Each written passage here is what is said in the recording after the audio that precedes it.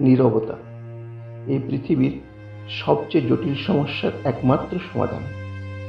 পৃথিবীর প্রতিটা মানুষের জীবনেই রয়েছে সমস্যা, যার সমাধান হয়তো তার জানা নেই। কিভাবে সে ওই সমস্যা থেকে বেরিয়ে আসবে? আমি বলবো, আপনি নীরব থাকুন। আপনার সমস্যার সমাধান আপনি নিশ্চয়ই পেয়ে যাবেন। যে মানুষ কম কথা বলে, মানুষ তার কথার গুরুত্ব বেশি দেয়। একজন কম কথা বলা ব্যক্তির বুদ্ধিমত্তা একজন বেশি কথা বলার ব্যক্তির বুদ্ধির চেয়ে অনেক বেশি। আসলে একজন বুদ্ধিমান ব্যক্তির পরিচয়ই হলো তার নীরবতা।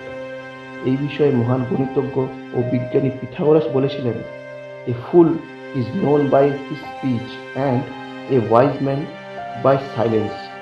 এমনকি চাণক্য নীতিতেও রয়েছে, যে ব্যক্তি কোথায়, কখন আর কতটুকু বলতে হবে এটা জানে, সেই ব্যক্তিকে সফল হওয়ার থেকে কেউ আটকাতে পারে না।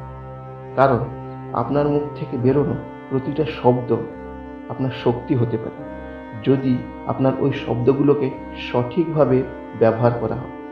আর পরিস্থিতি অনুযায়ী ভুল শব্দের ব্যবহার তাকে বিপদেও ফেলে দিতে পারে। যেমন ধনুক থেকে বেরোনো বাণ কখনোই ফেরানো যায় না, তেমনি মুখ থেকে বেরোনো শব্দও ফিরিয়ে নেওয়া সম্ভব নয়। আজ আমি আপনাকে চুপ থাকার গুরুত্ব সম্পর্কে বলবো, যা আপনার চিন্তাধারার পরিবর্তন ঘটাবে। ধরুন, আপনি কারোর সঙ্গে বিতর্কে জড়িয়ে পড়েছেন। আপনি ওই ব্যক্তির সঙ্গে তর্কে পেরে উঠতে পারছেন না। আপনার বলা প্রতিটা কথার ভুলভাল উত্তর দিচ্ছে, আর আপনার থেকে উঁচু স্বরে কথা বলে নিজেকে বড় দেখানোর চেষ্টা করছে। আপনি সেই মুহূর্তে নীরব হয়ে যান। তার বলা কোনো কথারই উত্তর দিবেন না। দেখবেন ব্যক্তিটি চুপ হয়ে যাবে আর সেখান থেকে চলে যাবে। আর এটাই হলো চুপ থাকার ক্ষমতা।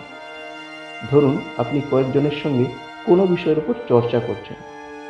সেখানে আপনি যদি সব কিছু না বুঝেই তাড়াতাড়িভাবে উত্তর দেন, তাহলে আপনাকে সবাই বোকা বলে ভাববে। তার বদলে যদি আপনি চুপ থেকে সবার কথা শুনে সঠিকভাবে চিন্তা করে আগে থেকে ভেবে যে আপনি কি বলবেন, তারপর উত্তর দিলে আপনার উত্তরটি সঠিক হওয়ার চান্স বেশি থাকবে।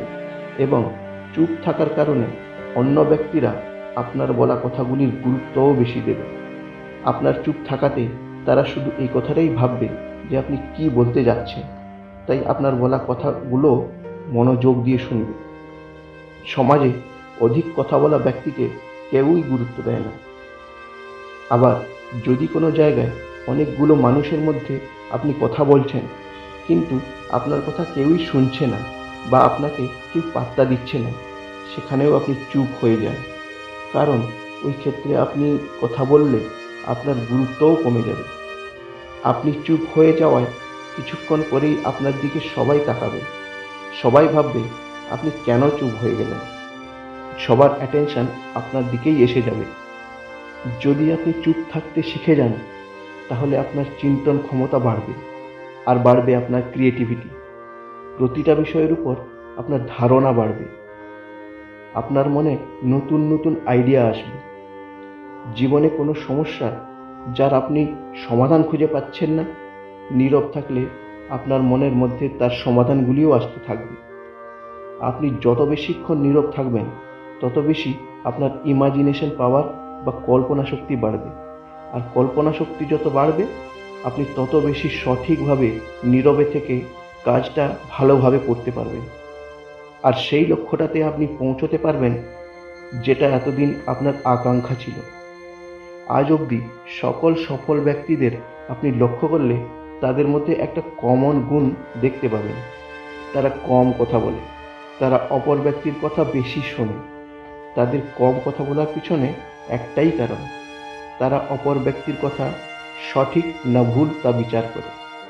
যদি সঠিক হয়, তবে সে তার উদ্দেশ্যে কি বলতে চাইছে, ওই কথাটা তার জীবনে বা কাজের ক্ষেত্রে কতটা গুরুত্বপূর্ণ, তার উত্তর তার কি বলা উচিত, এই সব কথা চিন্তা করে সে ততটাই বলে যতটা ওই ক্ষেত্রে বলা দরকার। অনেককেই আমরা বলতে শুনেছি, একজন ভালো বক্তা হতে গেলে একজন ভালো শ্রোতা হওয়া খুবই প্রয়োজন। আর সবশেষে বলবো, চুপ থাকার সবচেয়ে গুরুত্বপূর্ণ কারণটি, যেটি আপনার জীবনের ক্ষেত্রে খুবই প্রয়োজন, সেটা হলো নিজের প্ল্যানিং বা ভবিষ্যৎ পরিকল্পনা সম্পর্কে কাউকে বলবেন না। কোনো নতুন কাজ শুরু করতে যাচ্ছেন, নীরব থাকুন। অনেকেই তাদের মনের ইচ্ছা বা প্ল্যানের কথা সবাইকে বলে দেন। এমনটা কখনোই করা উচিত নয়, কারণ আপনি আপনার কাজে সফলও হতে পারেন, আবার নাও হতে পারেন। অপর ব্যক্তি আপনার পরিকল্পনাগুলো জেনে গেলে আপনার বিফলতায় আপনাকে নিয়ে উপহাস করবে আর সবাইকে বলবে।